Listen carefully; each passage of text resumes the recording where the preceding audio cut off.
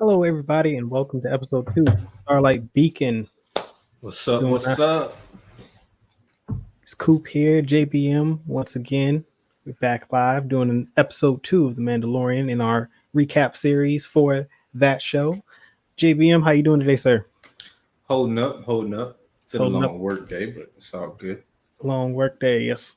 Yeah, Long. I'm sitting down right now, not standing like I normally do. I feel it. Yeah. Wednesday, middle of the week. Wednesday. We're almost there. And we are on, I guess you could technically say that we are on the eve of Star Wars Squadrons launching. Excited about that. I will be streaming that live tomorrow at midnight on our Twitch channel. So make sure you go and check that out once, if you're up to it. But yeah, you ready to get into this thing? I'm ready, man. Let's do it. So yeah, episode 2, The Child. Not a lot happens. Well, there isn't I won't say a lot didn't happen, but it's a setup episode. Mm-hmm. It's a setup episode. Uh-oh. And I think that it goes a long way to establish and further develop relationships between the Mandalorian and the child, and the Mandalorian and Quill, who we know is going to, play a pivotal role in the series going forward. I think that's pretty much the whole point of this episode.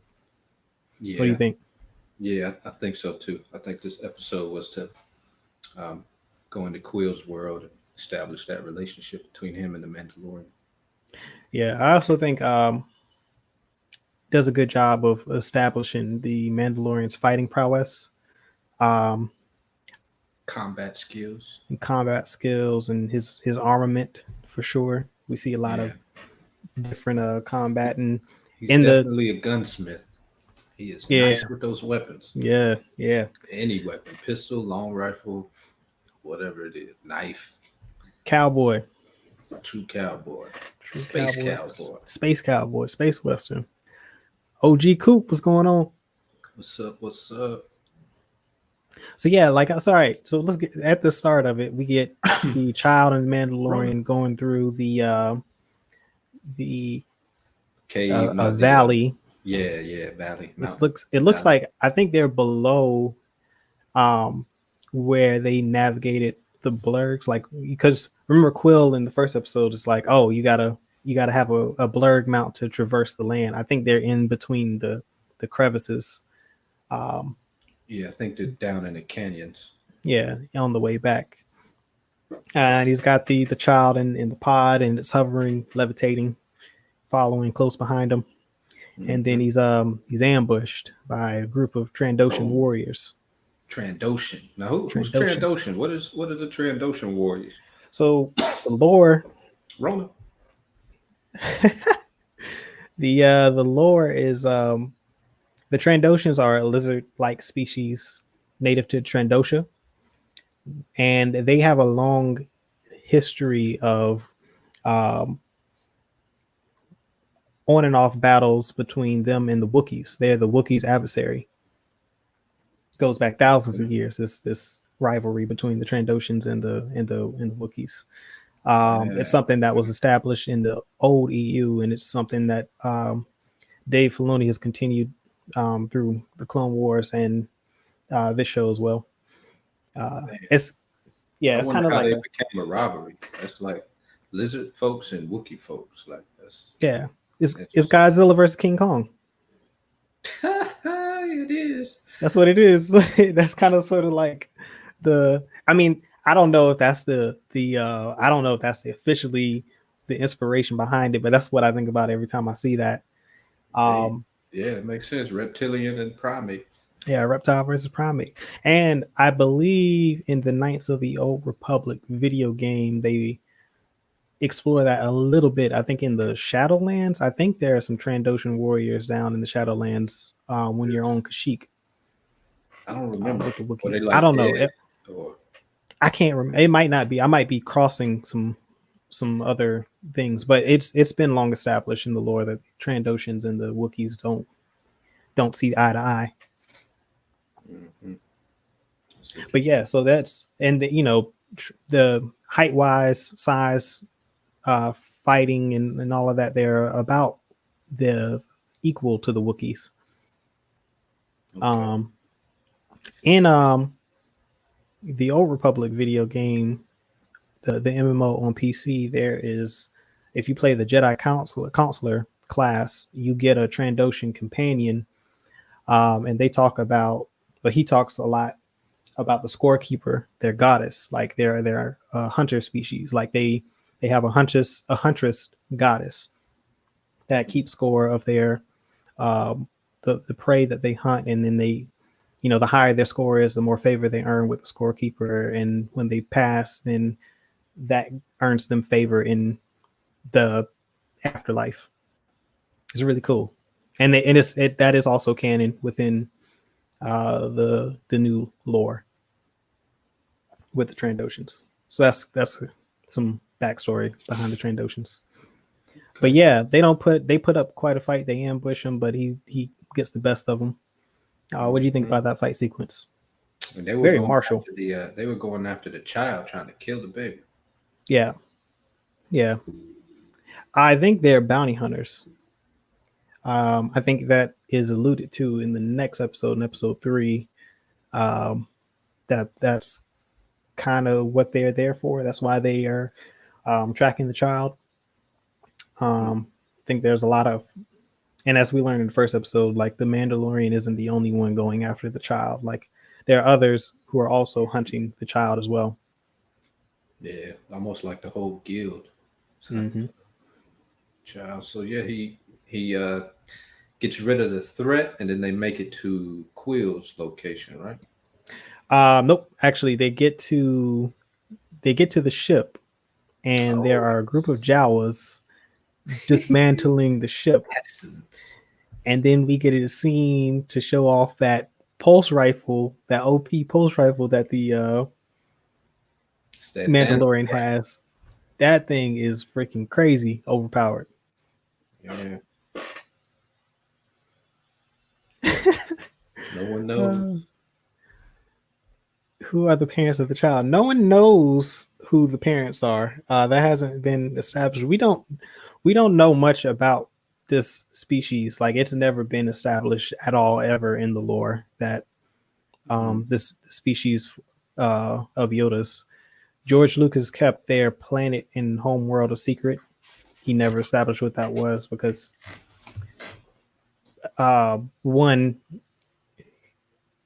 they're kind of mystical, and so they shouldn't appear a lot and often. And I get the impression that they're even though they are strong in the Force, they're not the most powerful beings. As you can see, they age very slowly, so they're very vulnerable as a species. And I don't think they're aggressive as a whole. I think they're kind of sort of pacifists. I can't even say that because there really hasn't been any type of lore established on the species at all. Like, George Lucas has wanted to maintain the secrecy and the privacy of that species, so we really don't know really much about them, other than the few Jedi that we've seen throughout the years pop up, like Yoda, Yaddle, and I think Master Vrook, and I think there was another one. Vrook. Yep. But anyway, so yeah. So stole parts of his ship. Bro, they stole everything. It was just basically the shell, the shell. Yeah. Completely dismantled it, and he just started open fire on the group, like disintegrating them from a distance. And also, I did notice too that there was one that was trying to shoot back, but he didn't know where the Mandalorian was. So that pulse rifle has quite some range. Yeah, because he had no idea what it was clear that the Jawa didn't know where he was shooting from, and he just took him out as well. Then he tries to chase them down and mounts it. There's a scuffle on his way up, and then he gets to the top and they electrocute him and he falls off the back and they get away. Then he goes to Quills. Yeah, I think he also tried to burn a few. Yeah, with his flamethrower. With his flamethrower. Yeah. Yeah. That whole scuffle was hilarious. That was a funny moment. Yeah. Yeah. That's I think that's probably the most we've seen of the sand crawler or the sand fortress that I It was think that's what cool they to call see it. how they used it. Yeah, the different compartments and how it functioned.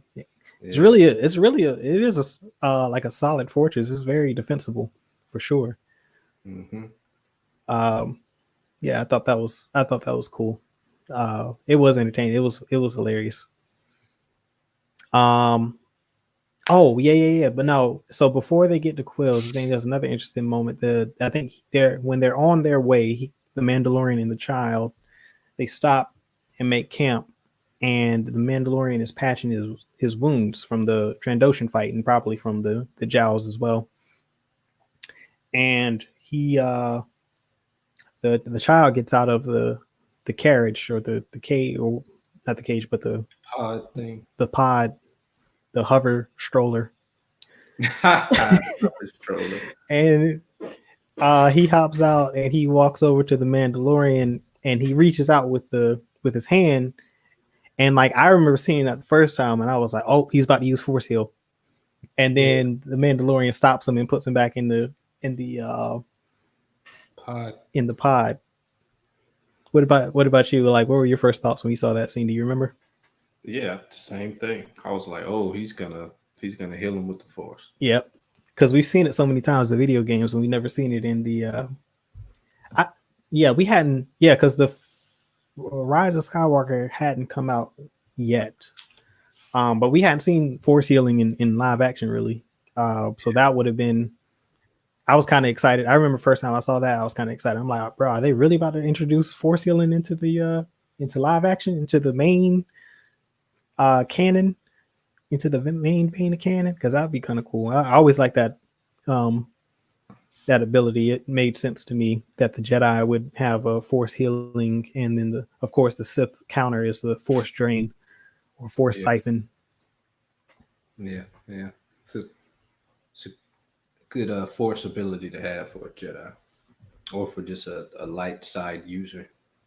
Yeah, I think, and I think to kind of sidebar, I think the the Rise of Skywalker establishes that it does take some life essence from the user in order to heal another being. So like you're using your own life force essence to heal someone else, which I think is a nice balance. It's a nice way to balance it. So it's not like OP, like you can't give more than you have. Yeah. Are you able to get your life force back though after using it? Is it like Yeah. I mean, you'll just have to recover, which I think is cool because I think they mentioned that there are Jedi Force healers during the Clone Wars, but we don't ever see them. But it's like, on a battlefield, like how many people could you actually like mend before you're like drained? Yeah. So I think that's a good way to balance it out, because like minor wounds and things like that won't be too taxing is probably what they kind of specialized in.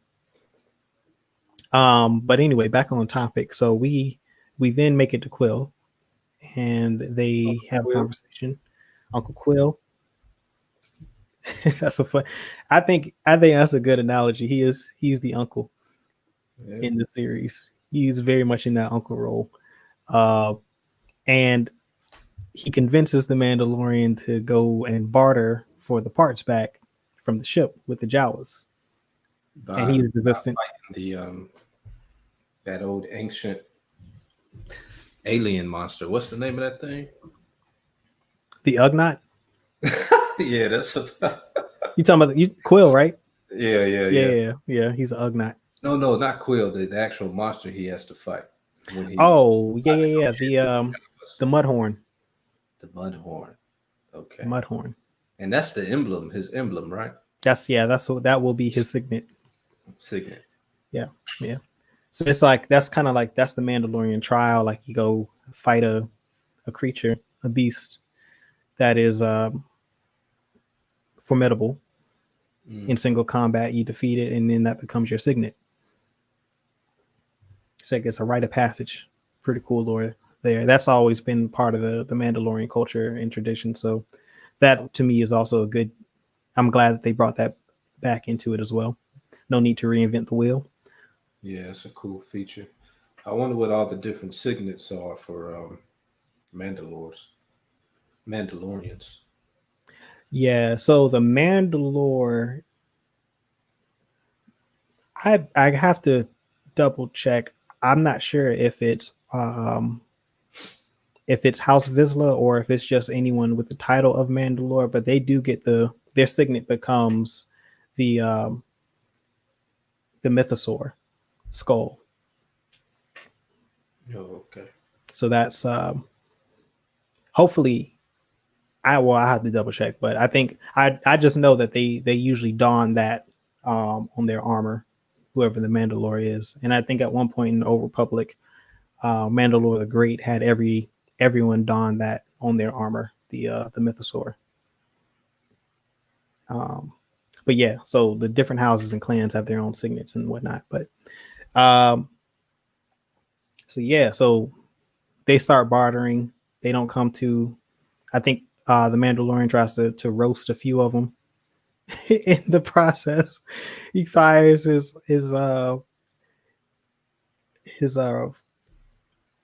wrist flamethrower at him, and eventually they come to the agreement that hey, yo, if you go to this mudhorn hole and bring out the egg, then we'll give you all your parts back. Sounds simple enough. Then we Mandalorian and Child go to the mud hole location, the mudhorn's location, to the nest. I believe it's a female guarding her child, Hmm. and man, that was a fight.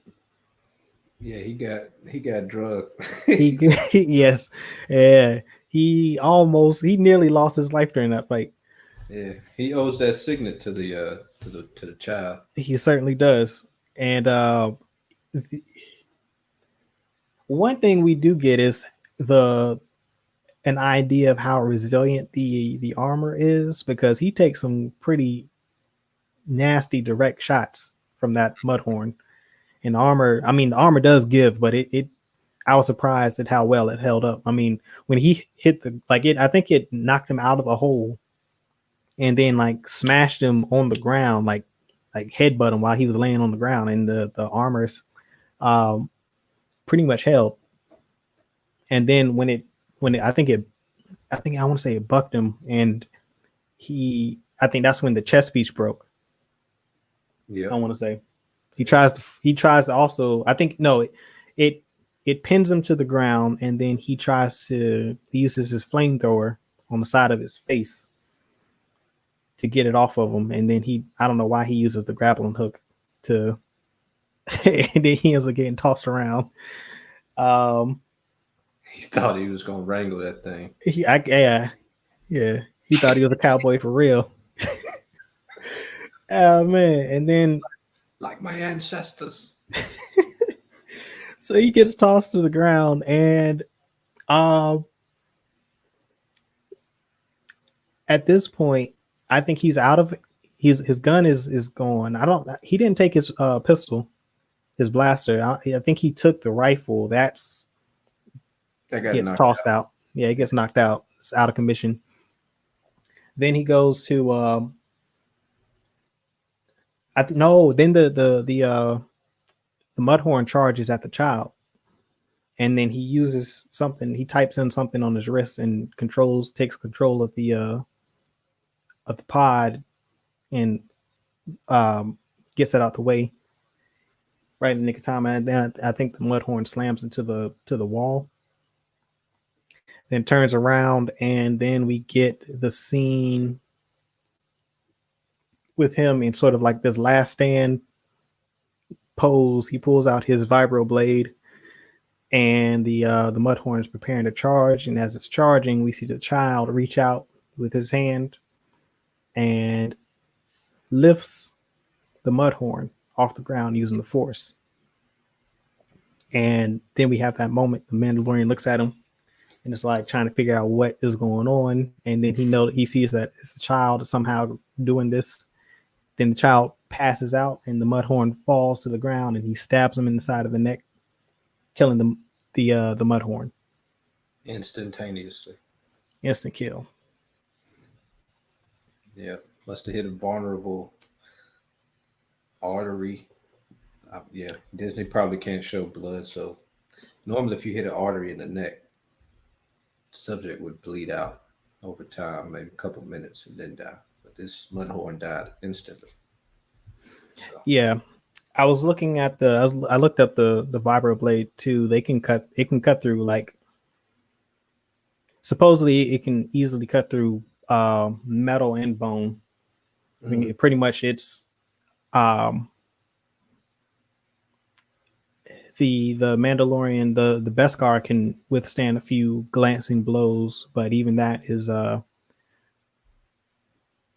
it can cut still this car? yeah, it can cut through Beskar, like not as, I mean, the Beskar can hold up against a few glancing blows from a lightsaber as well. It'll take more effort for the vibroblade to cut through Beskar, but um, it is a very efficient weapon. Mm. Imani, what's up? Yo, what's up? Yeah, very very efficient cutting weapon. In the Old Republic, that's what the Mandalorians used to fight the Jedi, were vibro blades. That they could, the vibro blades in the Old Republic could withstand lightsabers. You could fight a Jedi with a vibro blade, like a long sword. Yeah, I remember those. I remember those weapons. Yeah, so like, Oh, they had the ability to withstand Jedi blades, so I just thought that was the video game. You know. no, that's canon. I mean, even um, the the guards in the throne room in the Last Jedi, those weapons were vibro weapons as well. But there are a number of weapons that can actually withstand um, the lightsaber.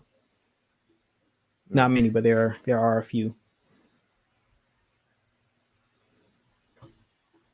But yeah, so then that's basically that's that fight, and then they go. He gets the egg, and then the Jawas just devour it, and that's very disgusting.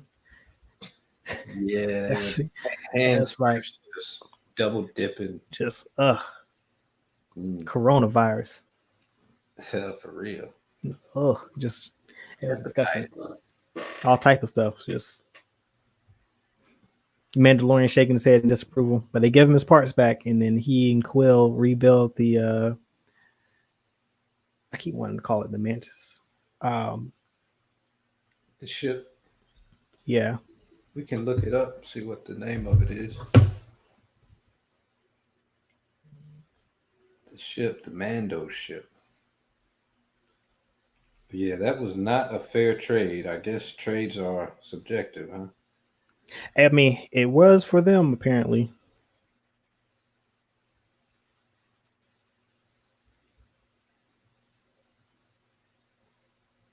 Um, yeah. Wait a second.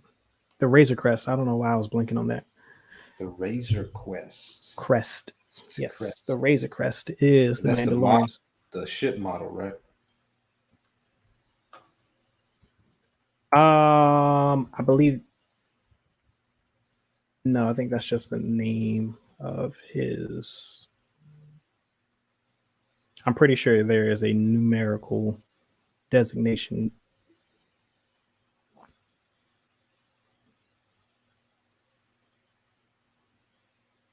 Okay. Yeah. Yeah, commissioned.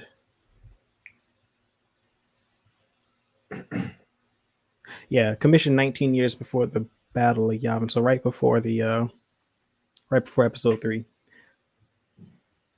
basically. And yeah, so and Quill wishes him good luck on his travels and his journeys, and keep the child safe. The child will bring him great fortune. Um, he says, I have spoken," and I have they part spoken. ways. They part ways. But yeah, I mean, I think overall it was It was a good episode. I liked it. There was no wasted scene in that episode. yeah, Seemed and it like the moment was meaningful. yeah, it does a good job. It's a lore episode for sure. It does a good job of establishing some lore and some things from that were formerly Legends material, reestablishing that back in the canon, which is good. I always like to see that as a lore junkie, Yeah. seeing things come back that were personal, that things that I liked come back into the fold of canon. It's always good to see that. What did Quill mean when he, at towards the end, he said he thanked him for bringing peace to his valley, or to the valley? So in the previous episode, he was saying that the well, the not Mandalorians, but other mercenaries and bounty hunters kept coming to take the child, and they all kept failing. And as long as the child was there, then there would never be peace. And Mm, so, by him succeeding in taking the child, is, in his words, bringing peace to the valley. okay.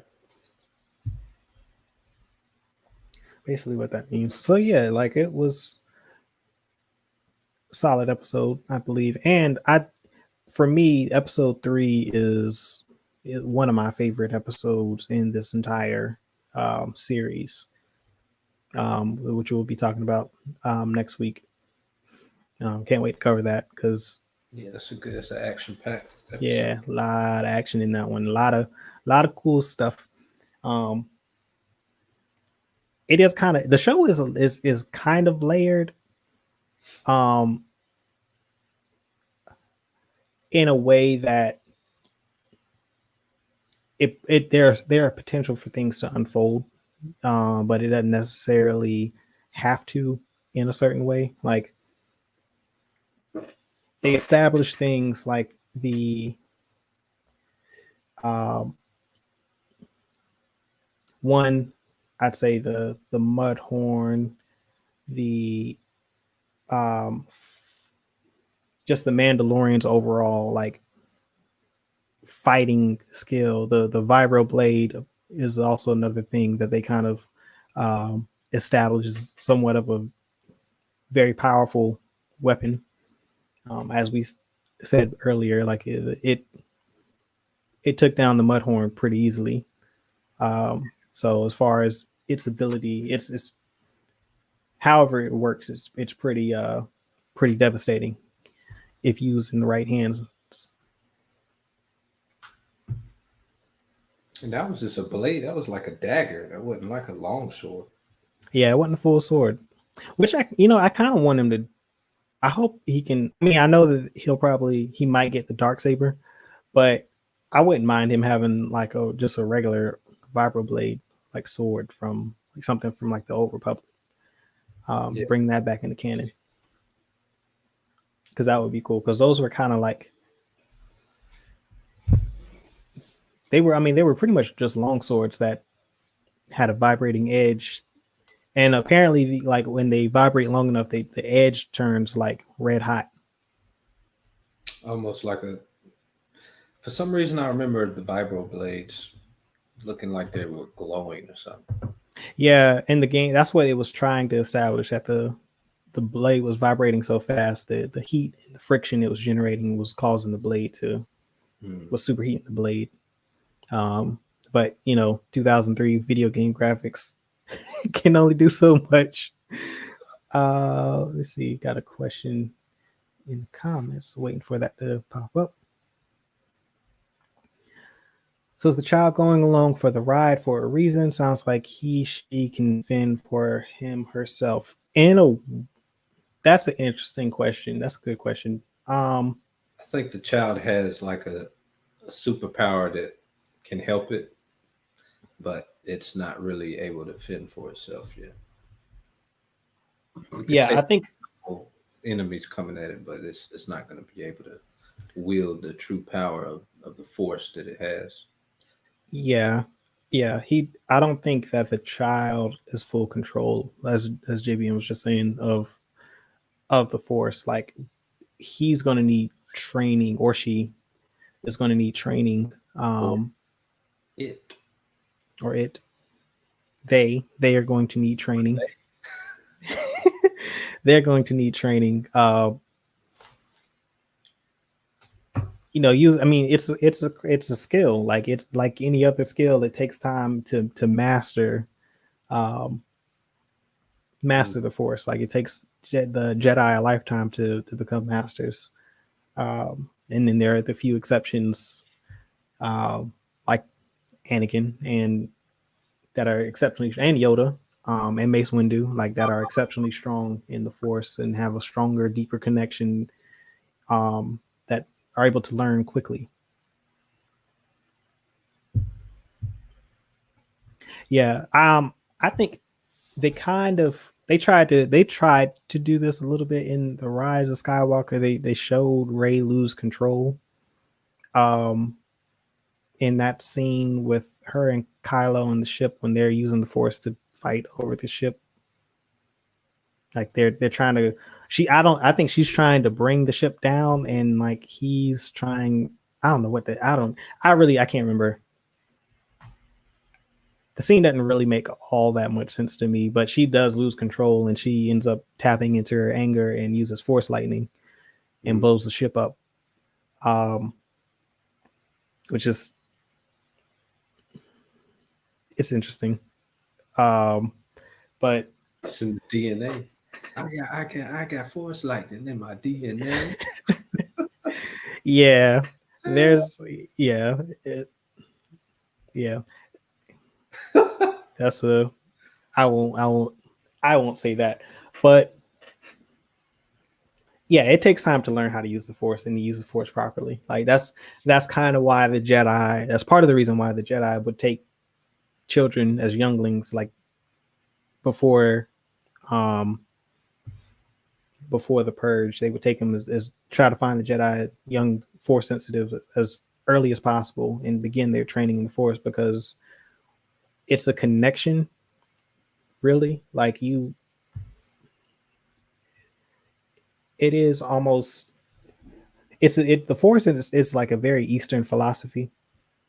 It's rooted in Eastern philosophy. Like there are certain beings like that have, um all right, so every living being is connected to the force within this universe. Like you have, if you live in the Star Wars universe, you have some level of connection to the force. But the flow is kind of like a window, and some people's windows are more open than others, or a valve. And if the force is like water and flowing through a valve, the more open the valve is, the more easily it flows through that being or connection. So that's how the force really works. And so like you got people like Rey and Kylo and Anakin and, Mace Windu and Yoda, who's clearly their connection to the force, and Luke, Hmm. whose connections to the force, because those valves are that valve is open more so than someone else, they can learn things a lot quickly than others. And I think the child is one of those exceptions. I think that it has a very strong connection to the force, and because of that, it can lift things like the mud horn at a very young age. Yeah, um it's got that raw talent. yeah, I mean, we've seen examples in the Clone Wars where even like a toddler, maybe 2 or 3 years old, can lift blocks with the force, like toys and things. So it's not. out of the realm of possibility, but the child is definitely very powerful, and it needs to find a home with um, another force sensitive that will be able to teach it properly how to use its power. What's up, Hey, Patricia? Good to see you. Damn it. Oh no, so we're recapping episode 2. We're kind of doing Q&A right now. This is what this has kind of turned into for this episode, and just anything in general about the Mandalorian and the all the lore. We are just talking about the child. So yeah. Yeah. Um yeah, so we'll do about 10 more minutes. yeah, We about wrap 10 up more early. minutes. Anybody have any more questions? Share them in the I will chat. say that there are rumors going forward in season 2 of the universe becoming more expanded. This Mandalorian universe, this, or as Josh from Den of Nerds likes to say, the Filoniverse is expanding, uh,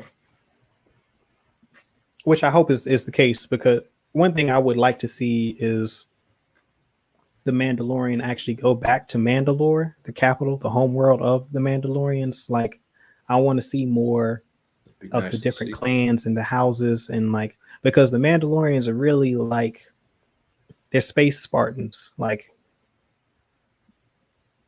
they're raised to fight, and they're warriors. Like, it's any warrior people is what the Mandalorians mimic. So whether that be like the Zulu, that be um the Spartans, and name it, Vikings. the Amazons, yeah, Vikings, like these warrior type people from history. It would be cool to see like some of those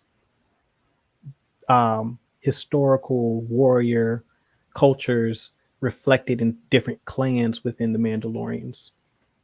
That'd be something cool. Like um in the old Republic, it was in the old EU, a lot of it was basically all the same. As far as everything seemed to be, they were kind of like Spartans. So lost JBM here.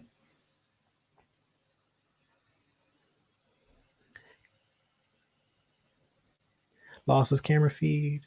But yeah, like I want to see more of Mandalore. I also want to see more of Ahsoka and Ezra, maybe, and other things that are going on in the universe outside of the Skywalker um, saga. For one, I'm someone who I don't really want to see Luke Skywalker pop up in this series, or any of the Skywalkers really.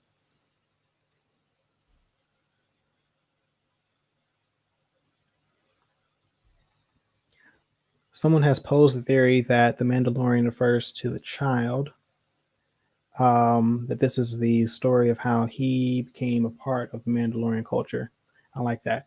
Um, I mean, it would be kind of cool to see. I mean, he wouldn't be the first Force sensitive at all within the Mandalorian ranks. I mean, Tar Vizsla was the first to become a Jedi, his first Mandalorian Jedi. So that would be a very cool thing to see.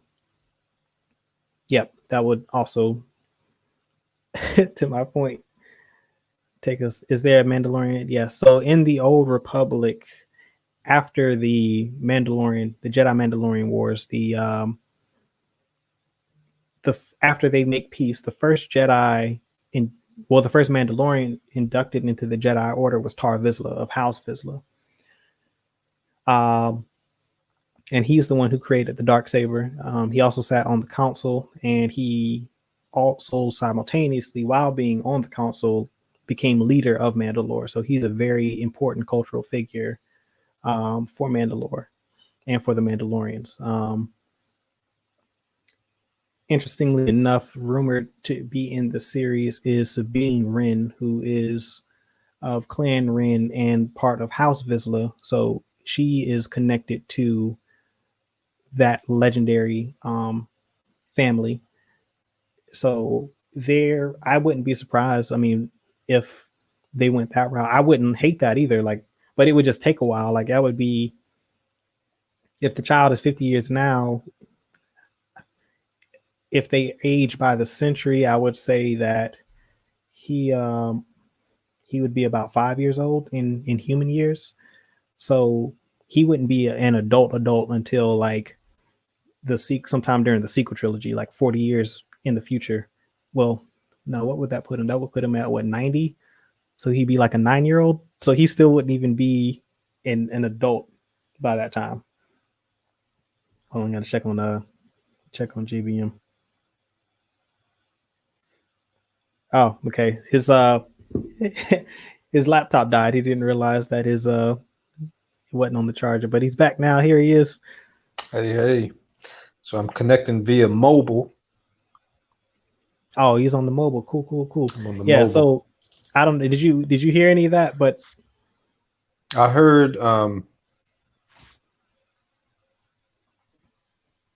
forget what I heard that disconnection kind of caused a disruption in my concentration. yeah, so Patricia brought up the point that there's a theory that the child eventually becomes a Mandalorian, and he's like, this is the story of how he becomes a Mandalorian and inducted into the Mandalorian culture, which would be a cool thing. I would be okay with seeing that. And then my mom also asked, have we ever seen a Jedi Mandalorian? And so I was talking about Tara Vizsla, and we've seen Force sensitives and Force users become Jedi. And that's been established. Like Tara Vizsla is the first Mandalorian to be inducted into the Jedi Order. He's the one who made the Darksaber. So it's possible they've already introduced the Darksaber into the series. We established Tara Vizsla's legacy in, I believe, Rebels made that canon. I can't remember if they. No. I'm sorry. It was in Clone Wars 2. It was in Clone Wars 2. The Darksaber, at least. I can't remember if they mentioned Tara Vizsla by name in the Clone Wars. They may have. That'd be interesting if the child ends up being a Mandalorian. Yeah, I wouldn't be opposed to that. I would like that, honestly. Like, that would be kind of cool. I'm not gonna lie to you. That would be kind of cool. I would definitely dig that. Yeah, that'd be a twist. That'd be a short little Mandalorian. Yeah, but I was also saying that, like, you know, because of how slow his species age, is like he's equivalent to a 5-year-old at this point in his aging maturation process. So even 40 years from now, when the sequel trilogy takes place, he would be 90, which would put him at like 9 in human years. So he'd still be a child. Like, I don't He'd be a little Dookie Howser. What? Oh man. You know. A Dookie child Howser. doctor. Yeah, child doctor healing people with the force. That could be interesting. That's another thing that is interesting about this whole concept of the Filoniverse. Like, it's a galaxy. Like, you don't have to follow the Skywalker legacy. Like, you could take everything that you're doing in this series within the Mandalorian, all the characters that you introduce, and carve out your own story that runs concurrent to the sequel trilogy and never interact with the Skywalkers. Like, it just never. It's very possible that it could happen. Yeah, I mean, it's Skywalker is just one family. Yeah, I mean, it's a galaxy. Like, like all of this doesn't have to be. Yeah, all of these events happen, and it's canon. Like, I mean, they've talked about the New Republic and the fall of the Empire, but you don't have to maintain that through line for the Skywalkers. Like, I was never really a fan of the EU post Return of the Jedi, minus the original Thrawn trilogy, Heir to the Empire. Like, that was pretty much the only thing out of that I really liked. And then it became, to me, like a Skywalker love fest after that. Like, because it was like all of the stuff. If the Skywalkers weren't involved, like, it basically was chaos. Like, the sky, it became like a Skywalker had to save the galaxy. That's basically what all those stories were about. Like, the entire lineage of the Skywalkers were with Leia and Luke's children and grandchildren. And I'm like, this is boring. Like, you mean to tell me of all the people in the galaxy, like, this is the only family capable of saving it? I'm not here for it. And that's why I kind of gravitated more towards the Old Republic, because there were no Skywalkers in it, and there were different characters, different people becoming legends in their own right, and it was cool. Like, Yeah, yeah. Old Republic had some really cool lore and stories with it. yeah, and then seeing the origins of the Jedi and the Sith and that conflict and how that came to be and how that um fanned out over thousands of years um was cool. I mean, that's why I'm looking forward to the Old Republic or to the High Republic stuff. um I did hear today that there's a rumor that they're working on the Bane trilogy. Bane trilogy. Yeah, Darth Bane. If you don't know, Darth Bane is the one who established the rule of two for the Sith. Mm. Darth The Bane, rule of two. yeah, Darth Bane was the one who killed. He killed the final, the few Sith that survived the last war between the Republic and the Sith Empire.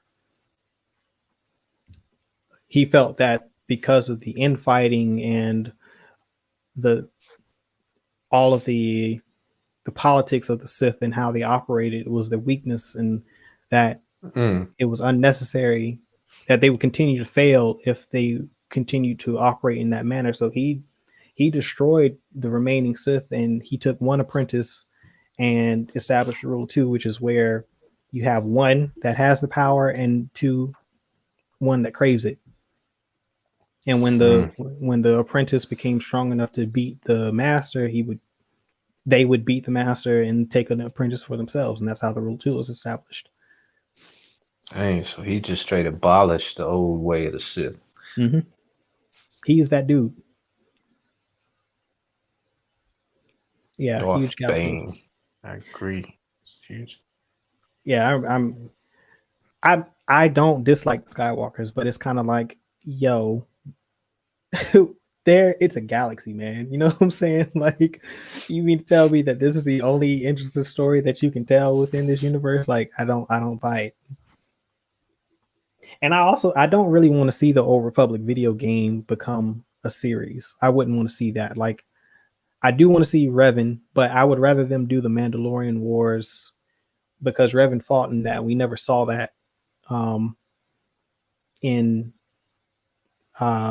any type of cinematic format or video game. Like, we never saw that conflict that brought the Jedi and that kind of established who Revan was. Like, his origin story is the Mandalorian Wars, at least from the EU.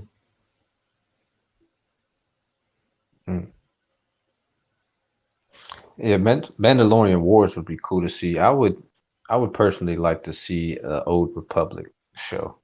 I think that'd be cool to see live action. Yeah, I think it would be cool to see.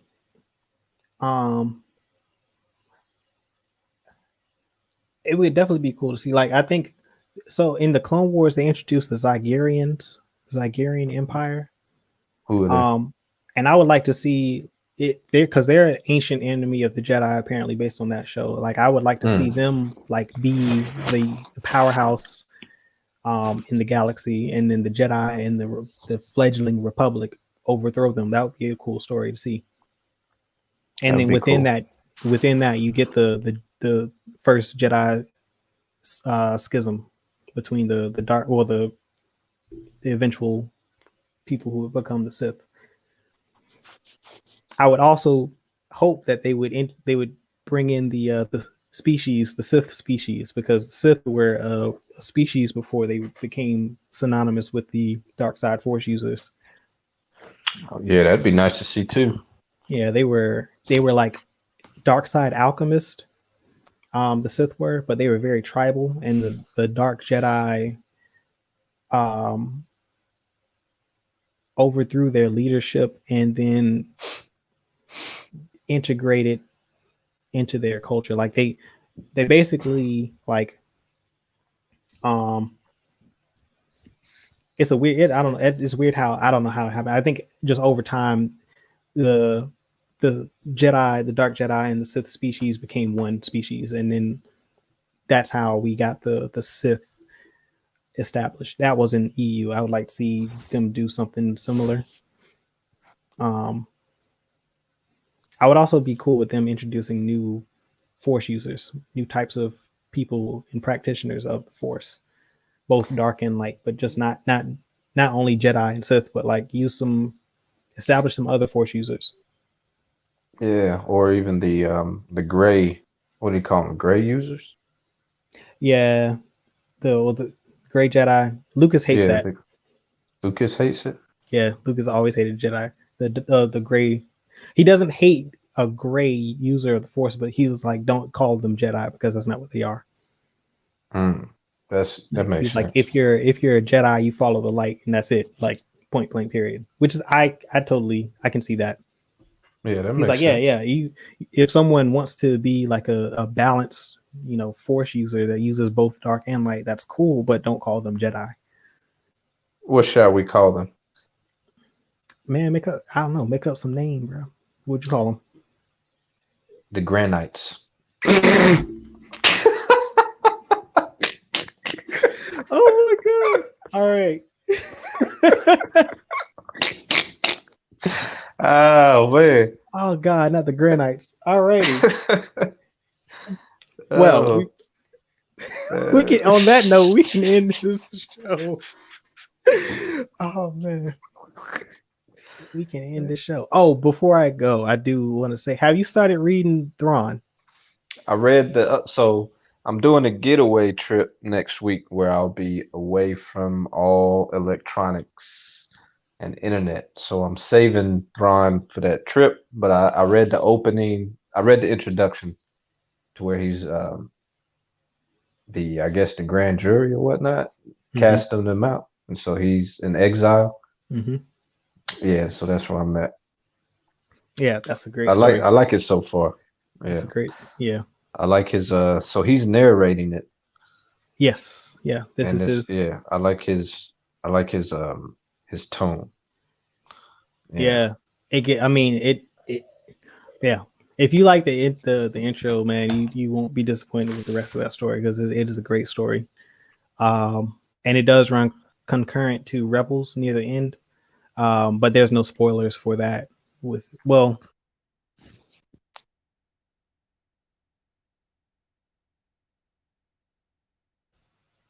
Oh, I blanked. But anyway, there is a they've established the Grisk in this Thrawn universe, and I want to see them.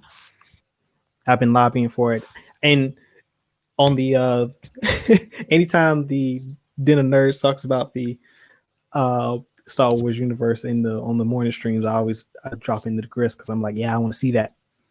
You need to see the Grisk because they're the replacement for the Yuzong Vong. Who's that? The Uzong Bong? The Yuzong Vong were a species from outside of the galaxy that were resilient to the Force. Resilient to the Force. That's something. Yeah, and they had this like biomechanical army, like cyborg. Yeah, type of stuff. Cyborgs, like kind of sort of like the Chitauri from the Avengers. But like they had these huge creatures that were just like the size of like starships, and they would fight the New Republic and the New Jedi head on. Like it was wild. Wow, that's yeah. So man. So they got a lot to pull from there. So yeah, contrary to popular belief over there at the leadership of Lucasfilm, there's a lot of content that they could pull from to make new stories. Just adapt it a little bit, make it fit into the canon. But I feel like all these franchises, especially Star Wars, is big enough to where they can take the MCU template, that blueprint, huge. Yeah, and do something. Like you can huge. make all these individual stories that tie in together with each other and have like a galactic war at the end. You know, I don't know. That was my hope for why I thought that was my hope for when they announced that they were like doing a soft reset of canon and creating legends that they could pull from, and then they have the main timeline and everything be connected, because that continuity would allow for all of these stories across the galaxy, no matter, if there are legacy characters coming in like the Skywalkers or Han or whoever, or it could be like the Mandalorian and just be completely detached from that saga, like, but it's still part of the universe and it's still connected to everything that's going on in that universe. Like, that's, to me, that makes sense. And I think they've been doing, honestly, I'm going to be honest, like, they have been doing it in everything except for the movies. Like, the movies, they've fallen flat on the movies. Like, this show is pretty good. Rebels was amazing to me. The books have been phenomenal. And the comics, like, I think the books and the comics have probably been the best since the Disney acquisition. And then I would say the video games, because that video game Battlefront story is up there. 1, but you still got to put in Battlefront 1 and 2 because that happened, and I don't know what that was. We blamed that on EA. I mean, that was the Granites. I'm blaming that on EA, dog. I'm blaming that on EA because that was an EA maneuver right there. But but Fallen Order was freaking phenomenal. Yeah, that was almost. I think that might be my game of the year. Probably. Yeah. That's in the top, at least in the running, the game of the year. Definitely, it's definitely in top 5 for sure. But anyway, been a great episode. Thank everybody for joining. If you have not subscribed, please do so, because we've got a lot of content that we put out every week. Subscribe, like, share if you may. Absolutely. And we'll be back on tomorrow I'm doing a midnight stream of Star Wars Squadrons. I will be playing the campaign. It is single player, the campaign is, but the multiplayer is cross-platform. So yeah, I'll be doing that at midnight on the Twitch channel. Don't know how long I'm gonna play. It'll be a while because I'm taking Friday off, so I'll be up till I'm like dead. And then I'm gonna take a nap and get back at it. Definitely on Friday sometime during the evening I'll probably play some multiplayer, but I want to get through as much of the story as I possibly can because I'm interested in that, because this story is canon. It's part of the universe. Like, the events that happen during the story are part of the canonized universe. So definitely interested in seeing how the fall of the Empire happens. And yeah, and Saturday, another live stream. We're on episode 13 of the Cookout. Yep. 13. We'll be back on then. Get the wider panel, man. We're gonna be talking about a lot of things. We're gonna be talking about the boys. I know that for sure, because we definitely gotta talk about the boys. And I think we got a new episode of the boys coming out tomorrow, right? Yep. Or Friday. So yeah, tomorrow, Friday. Yeah, Friday. We definitely talking about last week's episode because we hadn't all watched it last week. So I'm definitely ready to talk about it on Saturday. Then we got Lovecraft Country. Aftercraft, we have that show on Sundays at 10. So definitely join us for that if you watch that show. But yeah, man. JBM, sir, co-host, thank you so much for joining me tonight. Yeah, been a pleasure. Doubt. Sorry for the interruption. Oh man, listen. Technical difficulties, bro. It's the Empire, bro. It's Disney. Blame Disney. Yeah. It's Apple using this magnet type power cord connection. I don't think it's just flimsy, whimsical. All right, anyway, thank you all for joining, and we will see you on the next episode. Peace, love, blessings, and may the force be with you always.